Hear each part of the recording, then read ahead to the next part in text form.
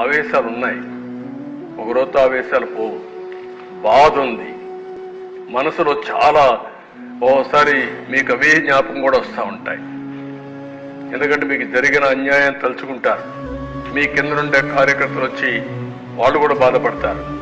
నాకు ప్రాణ సమానమైనటువంటి కార్యకర్తలు పోగొట్టుకున్నాను నేను. అందుకనే మీరు చూసి చంద్రయ్య కేసులో నేనే పాడి మోసాను. నేను మర్చిపోగలుగుతాను ఆ సంఘటన, నా జీవితంలో మర్చిపోలేను.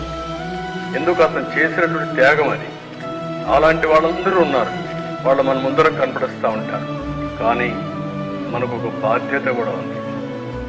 ప్రజలు మనకిచ్చింది కక్ష తీర్చుకోమని అధికారం ఇవ్వలేదు, తప్పులు చేసిన వాళ్ళని క్షమించమని కూడా ఇవ్వలేదు. అది కూడా అసమర్థం అవుతుంది. ఆ విషయం కూడా మీరు గుర్తుపెట్టుకోవాలి.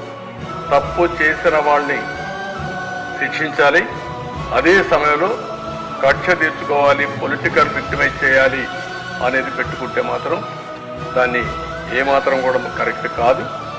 మనం అధికారం ఇచ్చింది చట్టాన్ని గౌరవించడానికి, రాష్ట్ర ప్రజలకు మెరుగు చేయడానికి ఇచ్చారు.